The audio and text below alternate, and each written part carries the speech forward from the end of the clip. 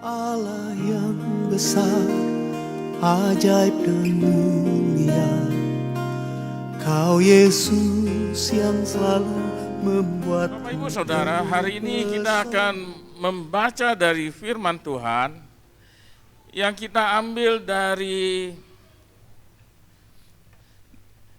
kitab Filipi 4 ayat yang ke-13. Filipi 4 ayat yang ke-13. Sudah dapat Bapak Ibu semuanya? Kita baca bersama-sama 1, 2, 3. Segala perkara dapat kutanggung di dalam Dia yang memberi kekuatan kepadaku. Bapak Ibu Saudara kasih, hari ini kita mengambil temanya tentang semangat. Kenapa? Karena kita dalam menghadapi kehidupan ini, kita selalu mengalami masalah-masalah yang terkadang membuat kita kehilangan semangatnya kita. Lanjut Mas. Kita bisa kehilangan semangat. Kenapa? Padahal firman Tuhan sudah mengatakan, menjamin kepada kita bahwasanya hidup kita sebagai anak-anak Tuhan itu tidak akan jatuh sampai tergeletak. Tetapi ketika kita menjalani kehidupan ini, kita selalu merasa tidak punya semangat, apalagi ketika masalah datang bertubi-tubi. Sehingga kita merasa bahwasanya hidup kita ini sia-sia. Kita merasa sudah cukuplah hidup di dunia ini, lebih baik segera kembali kepada Bapa di surga. Tapi bukan seperti itu yang Tuhan inginkan kita jalankan di dalam kehidupannya kita. Yang hari ini kita akan belajar tentang semangat. Mengapa semangat yang seharusnya dimiliki oleh anak-anak Tuhan itu bisa hilang? Bukankah kita punya pengharapan di dalam Tuhan? Seharusnya kita tetap semangat menjalani hidup ini meskipun banyak masalah yang terjadi. Tetapi kenapa bisa itu terjadi? Masalah hidup yang tidak kunjung selesai itu membuat kita patah semangat. Benar Bapak Ibu? Saya rasa semua kita yang ada di tempat ini sekarang ini, kita mengalami hal yang sama belakangan ini. Masalah datang bertubi-tubi. PHK di mana-mana. Yang bekerja gajinya tidak cukup. Akan segala hal, bahan baku semuanya naik. Ketika masalah menumpuk di dalam hidupnya kita, dan itu tidak selesai, datang dan datang silih berganti, energinya kita terkuras. Kita sibuk memikirkan masalah yang ada di dalam hidupnya kita. Kita sibuk memikirkan bagaimana kita bisa melewati hidupnya kita, hari-harinya kita. Kita sibuk memikirkan bagaimana pekerjaannya kita. Kita sibuk memikirkan bagaimana studinya kita. Kita sibuk memikirkan bagaimana kita dapat pekerjaan yang baik. Akhirnya karena pikiran-pikiran itu menguras semua tenaganya kita, dan kemudian apa yang kita pikirkan itu tidak bisa terwujud, yang akhirnya membuat kita menjadi patah semangat. Kita tidak bersemangat lagi untuk hidup. Kemudian berhubungan dengan poin yang pertama. Poin yang kedua itu kita terlalu fokus dengan masalah yang terjadi dalam hidupnya kita. Kenapa ketika kita fokus dengan masalah yang terjadi dalam hidupnya kita bisa jadi nggak semangat? Bukankah kalau kita fokus seharusnya itu membuat kita semangat? Tapi kenapa ini terjadinya berbeda? Bapak Ibu begini, saya rasa semua kita punya handphone saat sekarang ini. Semua kita sering melihat YouTube. Semua kita sering melihat video atau film di dalam handphone. Coba, ketika engkau melihat handphonemu, baik itu YouTube, baik itu film atau apapun, kemudian engkau fokus saja dengan handphonemu. Ketika engkau melihat film, melihat film yang ada di YouTube atau dimanapun, engkau fokus melihatnya di handphone, engkau fokus melihat pada handphonemu saja.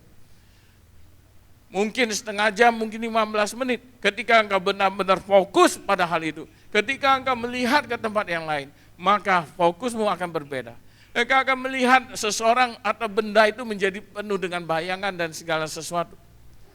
Itu fokus yang terlalu berlebihan membuat mata kita memandang dengan cara yang berbeda. Demikian juga dengan semangat. Ketika kita terlalu fokus dengan masalah yang terjadi dalam hidupnya kita, tanpa kita sadari itu menguras energinya kita, pikirannya kita. Seharusnya kita memakai waktu untuk memuji Tuhan.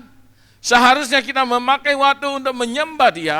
Seharusnya kita merenungkan firman Tuhan. Tapi karena kita fokus dengan masalah yang terjadi di dalam hidupnya kita, itu membuat kita kacau, membuat kita bingung, membuat kita menjadi semangatnya kita itu tidak lagi terwujud. Apalagi yang kita pikirkan setiap hari, setiap saat, setiap detik, itu tidak pernah terwujud di dalam hidupnya kita. Engkau akan patah semangat. Amin. Yang ketiga. Nah, yang ketiga ini, poin 1, 2, dan 3 ini berhubungan. Yang ketiga ini, kita merasa ketika kita punya masalah hidup di dalam dunia ini, kita merasa kita satu-satunya lah yang punya masalah tersebut. Kita merasa kita berjalan sendiri, tidak ada dukungan dari orang-orang, tidak ada dukungan dari teman-teman, tidak ada dukungan dari keluarga. Kita merasa kita berjalan sendiri. Bapak Ibu, ketika engkau bekerja sendiri, tenagamu habis. Demikian juga dengan masalah, dengan semangat yang kita miliki. Ketika kita hanya fokus kepada masalahnya kita, dan kemudian kita berpikir, ternyata aku sendiri yang harus menghadapi ini semua. Tidak ada saudara-saudara yang membantu, tidak ada teman-teman yang membantu. Ketika itu terjadi di dalam hidupmu, percayalah, engkau akan menjadi orang yang patah semangat. Kenapa? Kita tidak mampu untuk menyelesaikan semua masalah dalam hidupnya kita secara sendiri. Kita butuh orang-orang untuk membantunya kita. Dan ingat Bapak Ibu Saudara terkasih, sebagai anak-anak Tuhan, kita tidak berjalan sendiri. Sebagai anak-anak Tuhan, ketika masalah terjadi dalam hidupmu, engkau tidak sendirian. Kalaupun engkau merasa teman-temanmu, kalaupun engkau merasa saudara-saudaramu, kalaupun engkau merasa keluarga-keluargamu, tidak ada ketika engkau mengalami masalah di dalam kehidupanmu, engkau harus percaya dan engkau harus ingat bahwasanya Tuhan itu tetap ada untuk saudara. Bukankah kemarin kita sempat membahas tentang perumpamaan atau foto tentang jejak kaki di pinggir pantai? Ketika kita berjalan, ada 2 pasang jejak kaki, ternyata kita tahu Tuhan berjalan dengan kita. 1 jejak kakinya kita, 1 jejak kakinya Tuhan. Namun ketika masalah berat datang di dalam kehidupannya kita, ketika kita melihat lagi jejak kaki yang ada di pinggir pantai, ternyata tinggal 1. Dan kemudian kita bilang, Tuhan, ketika hidupku nyaman, Tuhan, ketika hidupku tidak punya masalah, Tuhan, ketika hidupku penuh dengan damai sejahtera, Tuhan, ketika hidupku penuh dengan kebahagiaan, Engkau ada bersama aku, Engkau berjalan bersama dengan aku. Tapi kenapa Tuhan, ketika masalah datang di dalam kehidupanku, ketika masalah bertubi-tubi datang di dalam hidupku, Engkau meninggalkan aku? Bukankah sebagian kita di sini merasa seperti itu? Ketika kita punya masalah, kita merasa seolah-olah Tuhan meninggalkan kita. Kita benci sama Tuhan. Tuhan, Engkau tidak adil Tuhan. Kenapa Engkau ketika aku punya masalah, Engkau tidak ada bersama aku Tuhan? Kenapa Engkau tidak menolong aku? Saudara, Tuhan berkata kalau dari perumpamaan kaki, sepasang kaki itu. Tuhan berkata, anakku, jejak kaki yang kau lihat, sepasang jejak kaki yang kau lihat di pantai itu bukan jejak kaki engkau. Tapi itu adalah jejak kakiku. Kenapa? Karena aku menggendong engkau melewati segala masalah dalam kehidupanmu. Sehingga yang jejak kaki yang kau lihat, itu adalah jejak kakiku. Jejak kakimu enggak ada. Kenapa? Karena aku menggendong engkau. Amin. Ketika masalah datang di dalam kehidupan kita, ingatlah, Tuhan ada bersama dengan kita.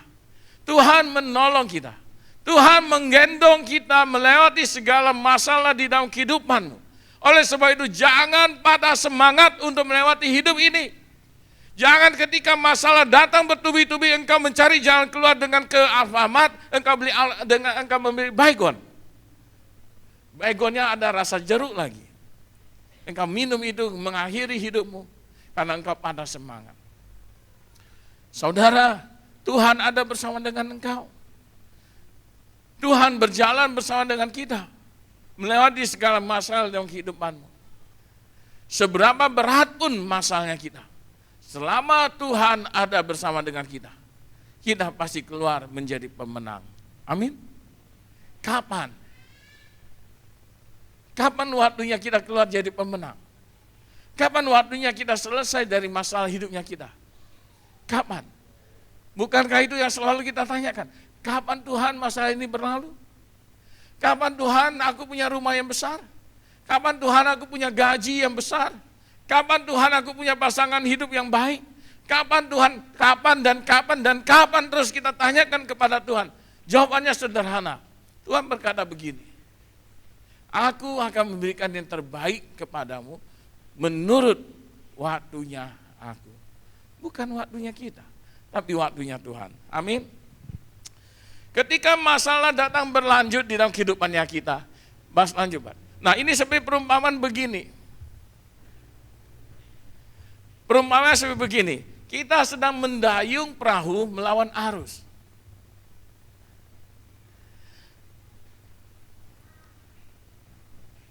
Ada yang pernah naik perahu? Ada yang pernah naik perahu?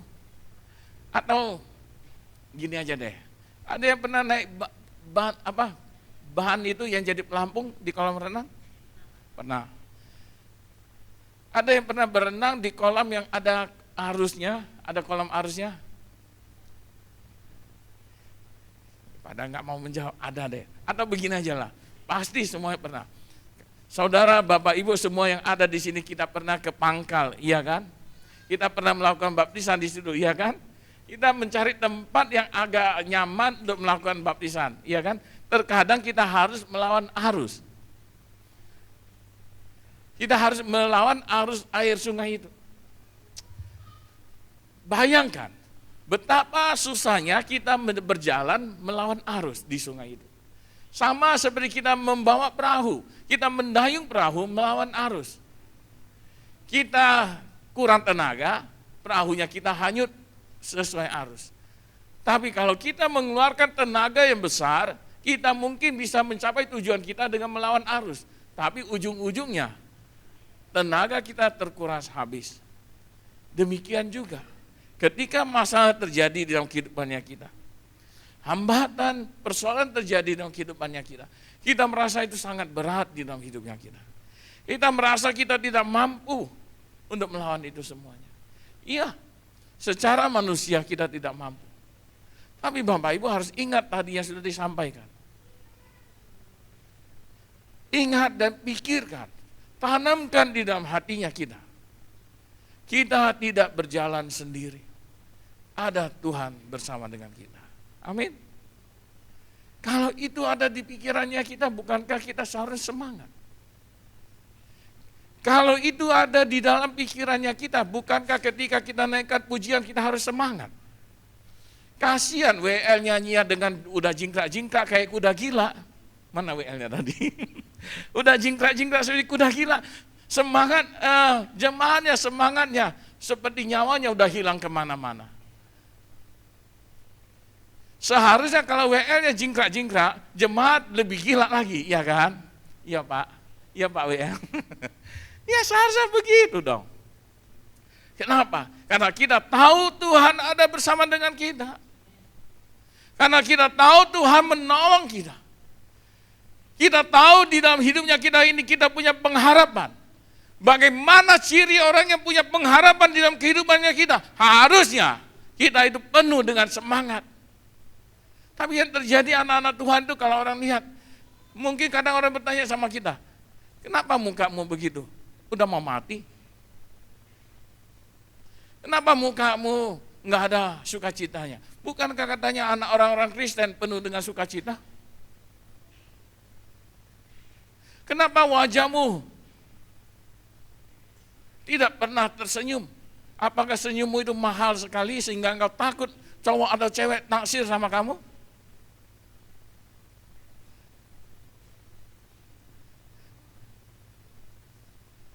Seharusnya sebagai anak Tuhan kita bersuka cita, harus kita penuh dengan semangat menjalani hidupnya ini. Anak-anak Tuhan itu, nah ini sering saya katakan, anak-anak Tuhan itu kalah sama film-film India. Iya kan? Sudah tahu kenapa saya bilang selalu film India? Di film India, keluarganya meninggal, nyanyi, nari. Ada masalah, nyanyi, nari.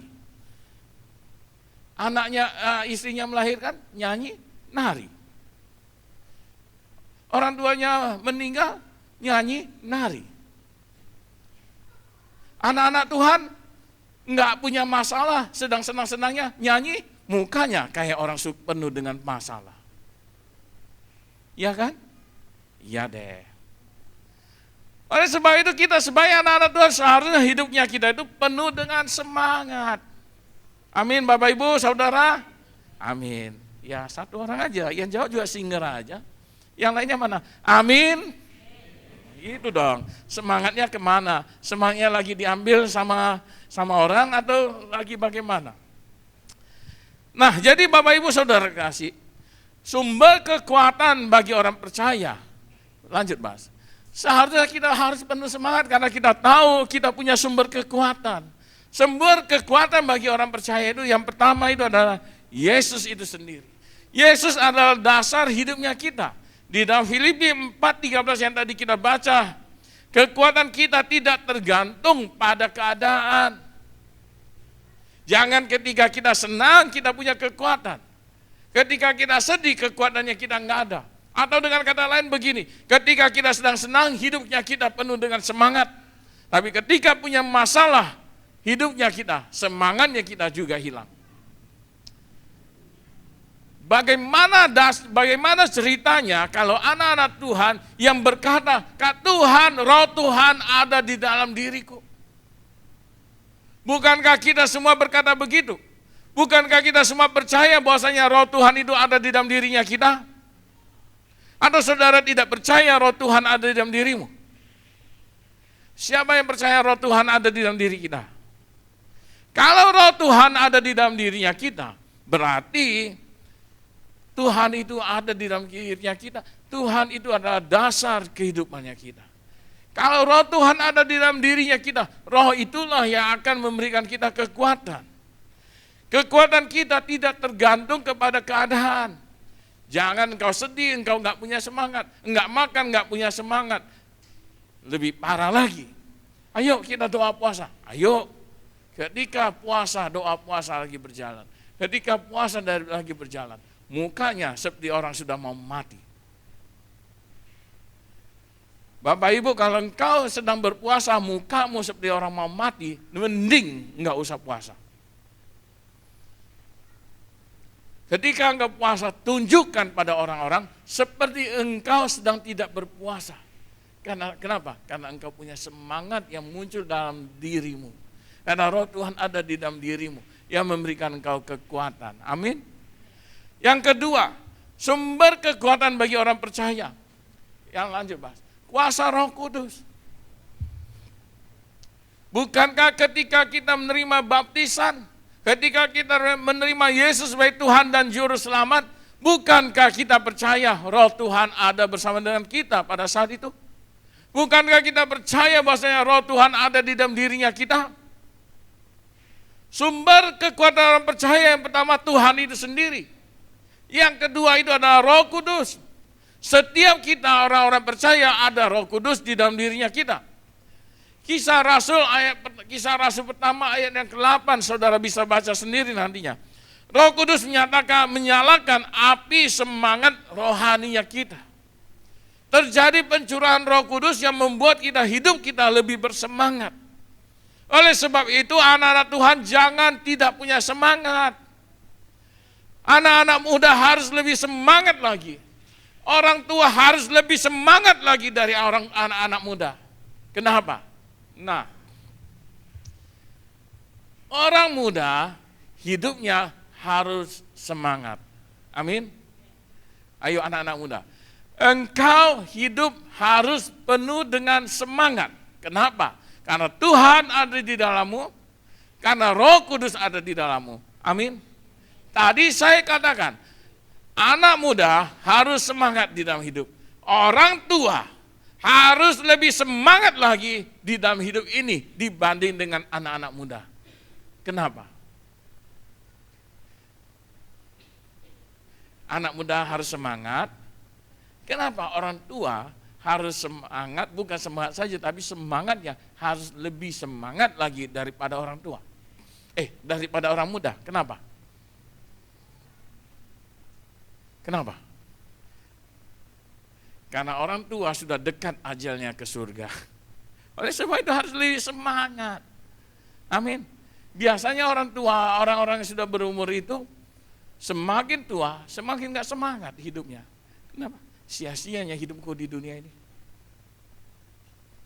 Padahal semakin kita dekat dengan panggilan Tuhan, semakin kita merasa usia kita sudah lanjut, seharusnya kita lebih semangat lagi. Lebih semangat lagi daripada anak muda. Api yang ada di dalam dirinya kita seharusnya lebih menyala lagi. Amin. Amin.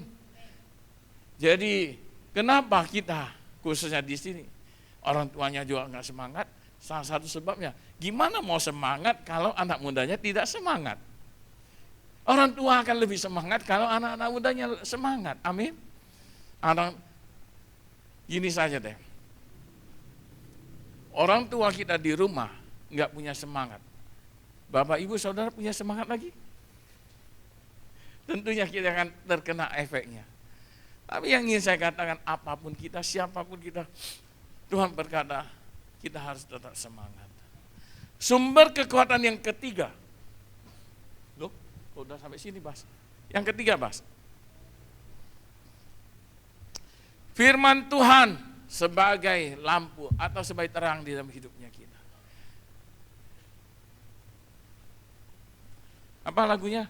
Firman-Mu pelita bagi kakiku, terang bagi. Firman Tuhan itu pelita, terang bagi kita, yang menuntun kita melewati hidup-hidupnya ini. Bapak, Ibu, Saudara, saya yakin, saya percaya dunia ini gelap. Mungkin hari ini engkau melihat, mana gelap Pak, kecuali mati lampu baru gelap. Kecuali nggak ada lampu baru gelap. Tidak, saya ingin katakan pada saudara, dunia ini gelap. Dunia ini sangat-sangat gelap. Oleh sebab itu kita butuh sebuah terang yang menuntun kita. Dan terang di dunia yang gelap itu adalah firman Tuhan. Oleh sebab itu kita semuanya sebagai anak-anak Tuhan harus memegang firman Tuhan untuk melewati hidupnya kita. Firman Tuhan itu, Alkitab itu bukan untuk disimpan. Alkitab itu bukan untuk dipajang. Alkitab itu bukan hanya dibawa ke gereja, kita pegang di tangan kita gendong seorang sehingga orang melihat, wah itu orang Kristen sedang mau ke gereja. Oh si Anu sedang mau ke gereja karena dia bawa Alkitab. Bukan itu. Kalau engkau ada yang datang ke gereja dengan membawa Alkitab, kemudian engkau bawa pegangan, engkau menggendong Alkitab itu untuk seolah-olah engkau ingin tunjukkan pada orang-orang, aku orang Kristen, aku mau ke gereja, aku mau beribadah. Maaf Bapak Ibu Saudara, ubah sikapmu itu.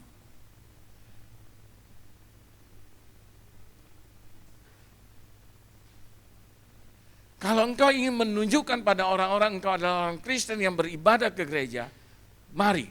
Kalau itu ada di pikiranmu, buang itu. Tuhan tidak butuh yang begitu. Kalau engkau datang ke gereja, sebelumnya sepanjang satu Senin sampai Sabtu engkau di rumah, kebun binatang semuanya keluar dari mulutmu. Sehingga kemudian di hari Minggu engkau datang ke gereja, engkau mengerem mulutmu sehingga tidak ada kebun binatang keluar dari mulutmu. Mari berubah. Jangan jadi orang munafik. Di luar segala kebun binatang keluar. Di gereja engkau simpan, itu seolah-olah engkau menjadi orang yang kudus. Saya selalu berkata begini, gereja bukan tempat orang kudus. Gereja bukan tempat orang baik. Dan saya selalu pesan pada saudara, kalau saudara masih ingat begini, Jangan pakai topeng di gereja. Kalau sifatmu di rumah begitu, bawalah sifatmu itu sama seperti engkau di rumah ke dalam gereja. Jangan di gereja bersikap kudus, tapi di luar penuh dengan kudis. Kenapa? Karena saya percaya, selalu saya katakan, gereja bukan tempat orang kudus, tapi gereja adalah tempat bagi orang-orang berdosa. Amin. Jangan ubah sikapmu, jangan ubah perkataanmu, tapi tolong bersifat apa adanya saja. Tapi saya pesan sama Bapak Ibu, janganlah di gereja engkau marahin sesama jemaat dengan segala kebun binatang dari mulutmu. Amin. Jadi 3 hal sumber kekuatan bagi orang percaya. Yesus itu sendiri, Roh Kudus, dan firman Tuhan. Sebagai orang percaya, sebagai anak-anak Tuhan, kalau bukan 3 dasar ini, kita tidak akan kuat menghadapi hidup ini. Amin. Kita tidak akan sanggup. Nah, kita melihat di firman Tuhan, tokoh-tokoh Alkitab yang tetap semangat menghadapi masalah di dalam kehidupannya. Yang pertama, itu adalah Raja Daud. Bapak Ibu sudah mendengar cerita tentang bagaimana Raja Daud dikejar-kejar dan dia mau dibunuh. Benar nggak? Daud dikejar dan kemudian mau dibunuh, benar nggak? Atau saya ngarang ceritanya? Siapa yang mau bunuh Daud? Siapa? Saul? Daud adalah seorang tokoh Alkitab, seorang raja yang dipilih oleh Tuhan sendiri untuk menjadi raja atas Israel, tetapi dia juga tidak lepas dari masalah di dalam kehidupannya dia.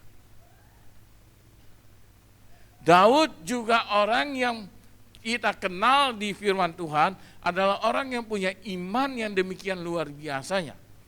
Tapi orang yang punya iman demikian luar biasanya, itu juga mengalami masalah di dalam kehidupannya.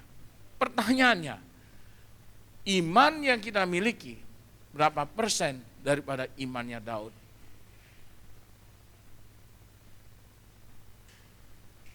Sehingga kita berkata begini, Tuhan, sebagai anak-anak Tuhan, aku percaya pada Engkau, seharusnya hidupku tidak punya masalah.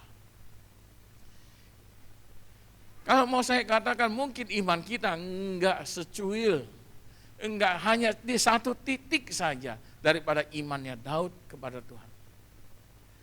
Daud yang punya iman yang demikian besar saja punya masalah dalam kehidupannya, apalagi kita. Tapi Daud ketika punya masalah, dia tidak pernah putus asa. Daud ketika punya masalah, dia tidak patah semangat. Daud ketika punya masalah, dia tidak mengakhiri hidupnya. Tapi ketika dia punya masalah, dia bersuka cita di dalam masalah itu. Sehingga di Mazmur 23, di situ dia ada katakan, dia menulis, Tuhan adalah gembalaku, takkan kekurangan aku. Amin. Kalau kita disuruh menulis ketika punya masalah, kita tulis, Tuhan meninggalkan aku. Amin. Beda kan? Orang yang kenal Tuhan dengan sungguh-sungguh dengan orang yang tidak mengenal Tuhan dengan sungguh-sungguh ketika menghadapi masalah itu berbeda. Contoh yang kedua, Paulus. Bapak Ibu, kita tahu sejarahnya Paulus, hampir 2/3 kitab Perjanjian Baru itu ditulis oleh Paulus. Dan sebagian besar Paulus menulis suratnya itu ketika dia ada di dalam penjara. Bapak Ibu bayangkan orang Paulus yang sedang di penjara, Paulus yang sedang menghadapi masalah, Paulus yang sedang menghadapi kesulitan, di dalam kesulitannya, di dalam masalah yang dia hadapi, dia sanggup menulis surat yang memberikan semangat bagi orang-orang yang membacanya. Dia tidak patah semangat. Meskipun dia terkurung di dalam penjara, tapi dia tetap semangat. Kita tidak terkurung di dalam penjara. Tapi kita punya semangat yang kalah daripada Paulus.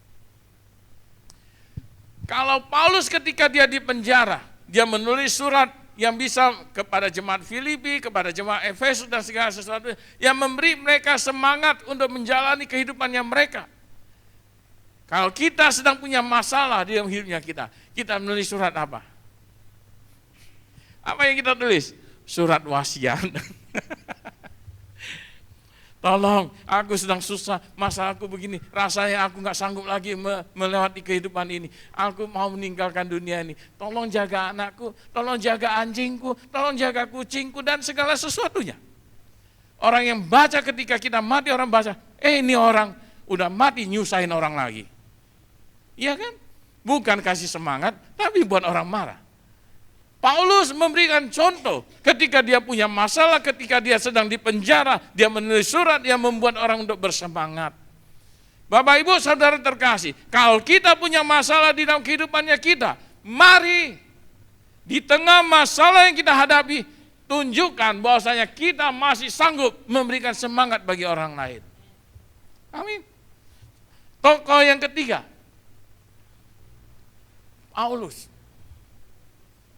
Yesus. Apa yang Yesus lakukan? Meskipun dia harus memikul salib, meskipun dia harus dicambuk, meskipun dia diludahi, meskipun dia harus menangis sampai keluar air mata darah, dia tetap menjalani hidupnya. Dia tetap menjalani hidupnya. Karena dia tahu rencana Tuhan yang terwujud di dalam hidup, di dalam dirinya, itu harus terwujud di dalam dunia ini. Oleh sebab itu, meskipun berat yang dia harus hadapi, dia tidak pernah menyerah. Amin. Bapak Ibu coba deh, engkau disuruh pikul air, pakai ember, dengan pikulan itu kanan kiri engkau pikul air. Mungkin 2 ember yang pertama engkau masih semangat. 3 ember yang kedua kalinya masih semangat. Ketiga kali kita mulai merasa, aduh, bahunya mulai sakit. Kakinya kita jalan udah enggak kuat lagi. Yang keempat, semakin enggak kuat lagi. Akhirnya lama-lama kita berhenti. Kalau kita berhenti sebelum air penuh untuk kita mandi, artinya kita enggak pernah akan mandi. Karena airnya enggak cukup. Memikul air saja kita nggak sanggup. Kita semangat, kita sudah pudar. Kita nggak sanggup menyelesaikannya.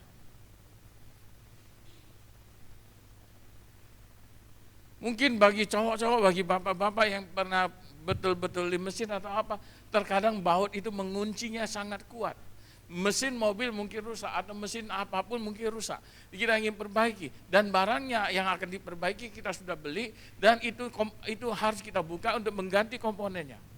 Tapi karena sangat kuat dan kita akhirnya patah semangat untuk membukanya, kita nggak jadi menukarnya. Akhirnya apa? Mobilnya mungkin nggak jalan. Tapi kalau kita tetap semangat untuk membuka, pasti itu akan terbuka. Yesus, dia memikul salib, dia dihina, dia dicambuk, bahkan dagingnya itu sobek daripada tubuhnya. Dia tetap berjalan, menjalankan hidupnya, menjalankan apa yang seharusnya dia lakukan, sampai tujuan itu terselesaikan. Bapak Ibu, kita semua punya tujuan di dalam hidup kita ini sendiri. Setiap kita punya tujuan di dalam hidupnya kita yang sudah Tuhan persiapkan. Oleh sebab itu, mari berjuang di dalam hidupnya kita dengan penuh semangat sampai apa yang sudah Tuhan berikan, apa yang Tuhan inginkan di dalam hidupnya kita itu semuanya terwujud. Sebelum itu terwujud, jangan pernah berhenti untuk bersemangat. Amin. Nah, lanjutnya, tadi kita katakan semangat hidupnya kita sudah mati. Tetapi ada cara untuk membangkitkan, menyalakan kembali semangat hidupnya kita. Yang pertama, salah satu cara untuk membangkitkan semangat di dalam hidupnya kita, Tidak ada yang lain kecuali doa.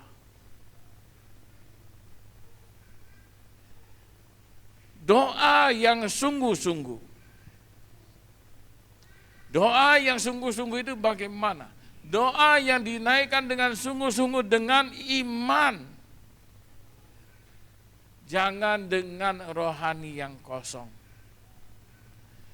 Ketika engkau menaikkan doamu pada Tuhan, imani itu dengan sungguh-sungguh.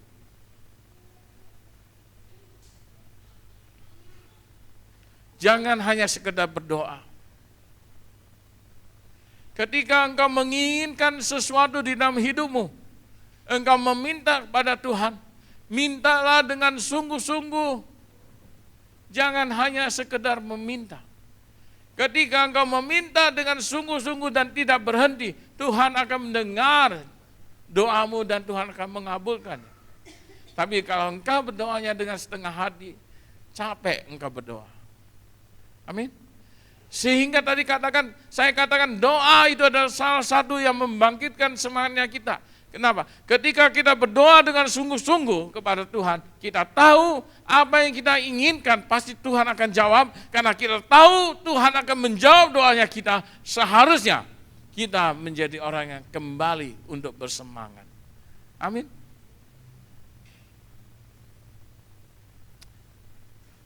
Engkau berdoa setengah mati, engkau menginginkan sesuatu dengan setengah mati, dan tidak pernah terwujud.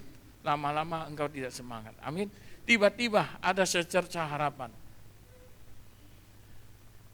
Engkau cari satu orang, dan kemudian orang ini berkata begini, 2 hari lagi, apa yang engkau inginkan, aku akan siapkan.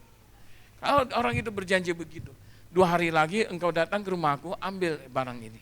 Apa yang engkau inginkan, aku berikan padamu. Kita semangat atau enggak semangat? Semangat atau enggak semangat? Contoh begini, engkau pengen handphone, engkau sudah minta, engkau sudah berusaha, tapi enggak dapat handphone itu. Lama-lama engkau enggak semangat kan? Engkau putus asa, benar enggak? Handphone aja enggak dapat, akhirnya engkau menjadi kecewa. Tiba-tiba ada satu orang datang, kemudian engkau bicara sama dia, engkau berkata begini, aku pengen handphone ini, dan ini. Dengan merek ini dan ini. Kemudian orang ini berkata begini, ya udah, kalau itu yang engkau inginkan, lusa engkau datang ke rumah, aku akan berikan padamu apa yang engkau inginkan. Pertanyaannya, ketika kita mendapat janji yang begitu, kita tetap enggak semangat atau kita semangat? Semangat.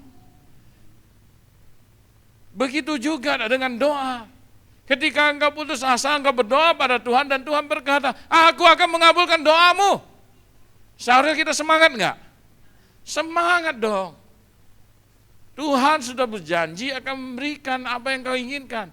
Masa kita enggak semangat lagi? Bukankah sebagai anak-anak Tuhan kita hidup dengan janjinya Tuhan? Benar enggak kita hidup dengan janji Tuhan?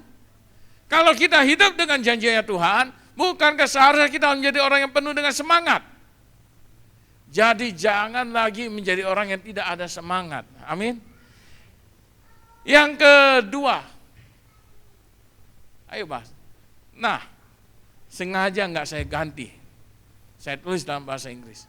Maksudnya apa?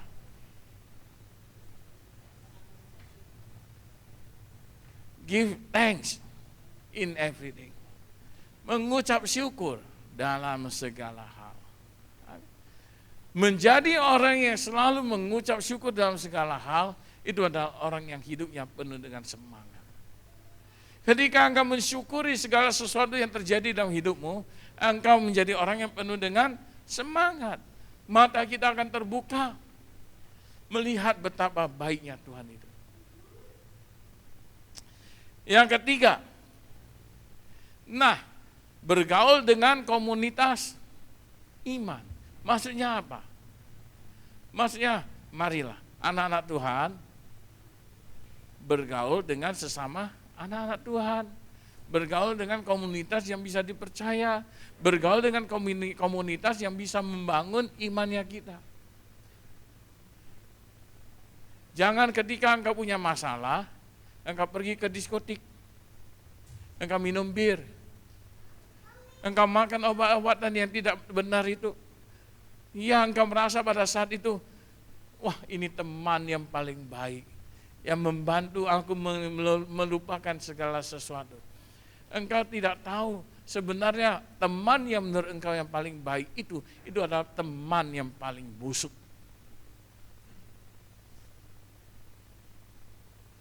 Engkau ke diskotik, engkau mengkonsumsi minuman keras, engkau makan obat-obatan yang apa?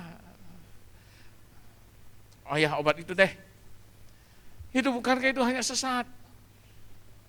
Ketika engkau sadar kembali, bukankah engkau terjebak dengan sesuatu yang baru? Masalahmu nggak selesai, malah muncul masalah baru. Oleh sebab itu, komunitas di mana engkau berada, itu sangat menentukan bagaimana membentuk semangat hidupmu. Bagaimana engkau melewati kehidupanmu dengan segala masalah yang terjadi. Amin. Jadi mari hidup di dalam komunitas yang seiman. Selanjutnya, yang keempat.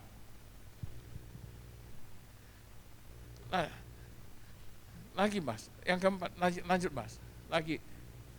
Yang keempat itu, pegang janji Tuhan setiap hari.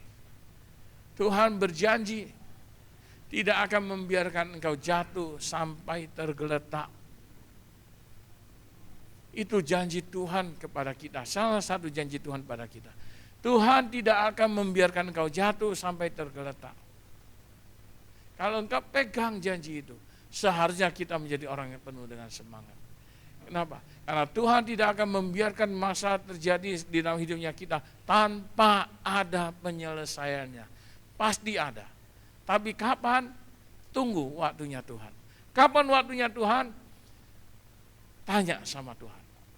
Waktu Tuhan bukan waktunya kita. Kalau engkau sabar menunggu waktunya Tuhan, percayalah, kita akan seperti judul lagu, kita akan menjadi seorang pemenang. Kita akan menang di dalam kehidupannya kita. Masalah apapun yang terjadi, kita tetap akan keluar menjadi seorang pemenang. Amin. Engkau mau hidupmu menjadi orang yang kalah? Engkau mau di dalam hidupmu menjadi orang yang tidak dipandang? Engkau mau di dalam hidupmu menjadi seorang pecundang? Atau engkau mau di dalam hidupmu engkau adalah seorang pemenang? Kalau engkau mau di dalam hidupmu menjadi seorang pemenang, ingatlah janji Tuhan itu. Amin. Tuhan tidak akan membiarkan engkau jatuh. Berikutnya, nah ini Bapak Ibu,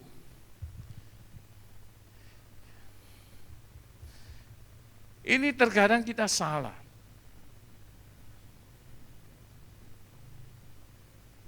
Langkah iman, di sini sebagian besar kita salah. Kenapa? Kita selalu mencoba melakukan sesuatu dengan langkah iman yang besar. Dengan langkah iman yang besar. Dan itu selalu gagal di dalam hidupnya kita.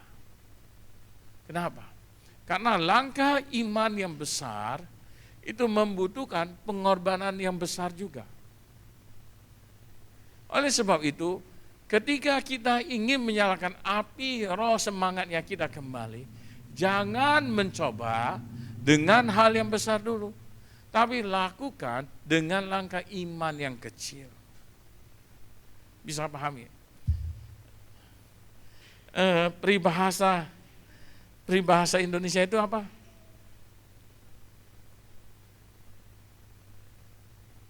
Apa yang jadi lama-lama jadi bukit?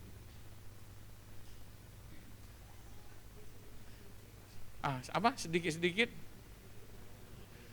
Sedikit-sedikit lama-lama menjadi bukit. Enggak pernah dikatakan peribahasa itu bukit-bukit lama-lama jadi gunung, enggak ada kan? Selalu mulai sedikit-sedikit lama-lama menjadi bukit. Langkah iman kita mulai dari yang kecil, kita lakukan mulai yang kecil. Ketika yang kecil itu sudah kita bisa lakukan, lama-lama yang kecil itu terkumpul menjadi banyak. Ketika yang kecil itu terkumpul menjadi banyak, maka itu akan menjadi langkah iman yang besar. Amin. Jangan mulai dari yang besar, mulai dari yang kecil. Pak, firman Tuhan berjanji begini, kalau engkau punya iman sebesar biji sesawi, engkau berkata, pindahlah gunung ini, maka gunung ini akan terpindah. Engkau bilang, Brastagi pindah ke Tandem, maka Brastagi pindah ke Tandem. Emang bisa engkau coba sampai mati pun enggak akan pernah bisa. Kenapa? Karena imannya kita enggak pernah tumbuh. Imannya kita belum besar. Untuk memindahkan iman. Untuk memindahkan gunung itu perlu iman. Bukan iman yang besar, tapi iman yang seperti biji sesawi. Imannya kita tidak pernah bahkan sebesar biji sesawi. Bapak Ibu tahu biji sesawi? Berapa besar bijinya? Kecilnya gimana? Seperti kutu di kepalanya kita. Lebih kecil dari kutu. Hah? Dengan kutu lebih kecil lagi. Sama dengan anak kutu. Nah, kalau Bapak Ibu Saudara nggak tahu bagaimana anak kutu di kepala kita, ayo berkutulah kepalanya kita. Sehingga kita tahu seberapa kecilnya besarnya kutu itu. Biji sesawi itu hanya menurut Bu Diana, berarti punya kutu ya Bu dulu Bu. Oh anak-anak sekolah. Anak kutu itu sebesar biji sesawi itu sebesar anak kutu. Imannya kita untuk sebesar itu aja tidak. Bahkan ketika kita berdoa, Tuhan, besok nanti malam aku nggak punya uang untuk makan Tuhan. Wah, Tuhan tolong dong Tuhan, siapkan lauk untuk aku nanti malam supaya aku bisa makan. Untuk itu saja kita nggak punya iman. Apalagi engkau minta gunung itu dipindah. Oleh sebab itu, untuk membangun itu mulai dari yang kecil dulu. Baru kita bisa melakukan yang besar. Amin. Jadi Bapak Ibu Saudara, nah yang terakhir ini penutupnya, sebagai yang terakhir. Penutupnya, jangan biarkan masalah memadamkan semangatmu. Tapi biarkan Yesus menyalakan api semangatmu setiap hari, bersama Dia kita bisa melewati semuanya. Tanamkan di dalam hati. Engkau katakan begini, ketika engkau punya masalah, engkau masalah ekonomi di dalam hidupmu, masalah pasangan hidup, masalah keluarga, masalah sakit penyakit, engkau tidak akan sanggup untuk mengubah semangatku yang sedang menyala-nyala. Karena aku tahu, aku punya Tuhan Yesus yang sanggup menyelesaikan setiap masalah di dalam kehidupanku. Amin. Dan engkau berkata itu, ada masalah engkau berkata, engkau masalah pergi. Engkau masalah tidak akan membuat aku jatuh. Engkau masalah tidak akan membuat aku tidak semangat. Engkau masalah kecil engkau, enggak ada gunanya engkau gangguin aku, percuma. Engkau datang lagi masalah, capek engkau datang-datang, engkau tetap akan kalah. Aku tetap akan menang, aku tetap akan semangat di dalam hidupku. Engkau suruh aku bunuh diri, enggak ada gunanya. Karena aku punya Tuhan yang lebih hebat yang mengalahkan engkau. Amin. Jangan pernah patah semangat. Iblis bisa membuat kita patah semangat. Tapi Tuhan bisa membuat semangat kita yang patah itu untuk bangkit kembali. Amin. Iblis, masalah bisa membuat semangat kita jatuh. Persoalan sakit penyakit bisa membuat membuat semangat kita jatuh. Keuangan bisa membuat semangat kita jatuh. Tapi semangat kita yang jatuh, semangat kita yang patah, Tuhan sanggup untuk mengembalikannya kembali. Amin. Sebesar apapun. Oleh sebab itu di Alkitab ada menulis begini, kalau Bapak Ibu masih ingat ayatnya apa? Semakin besar dosa, semakin besar kasih karunia. Semakin besar dosa, semakin besar kasih karunia. Ayo, hati-hati cari ayatnya, mengerti ayatnya. Saya tidak berkata kalau begitu menjadi anak-anak Tuhan, berbuat dosa yang besar, enggak salah. Karena kalau dosanya besar, kasih karunia-Nya Tuhan juga besar. Bukan itu maksudnya. Tapi memang ada ayatnya itu. Semakin besar dosa, semakin besar kasih karunia. Tapi mohon dipahami apa maksud daripada ayat tersebut. Amin. Jadi jangan khawatir. Masalahmu, persoalanmu seharusnya tidak membuat kita patah semangat. Tapi seharusnya membuat kita lebih bersemangat lagi. Amin. Jangan pernah terpikir di kepalamu, baygon itu kalau dicampur es enak. Jangan pernah terpikir di kepalamu, baygon rasa jeruk kalau dicampur es itu enak minumnya. Jangan terpikir. Karena seenak apapun baygon itu diminum, enggak enak. Allah yang besar, Ya, ajaib dan ingatlah, Tuhan mulia. sudah membuat. Kau Yesus yang selalu membuatku terpesona. Segala pujian bagimu ya Tuhan. Hanya Kau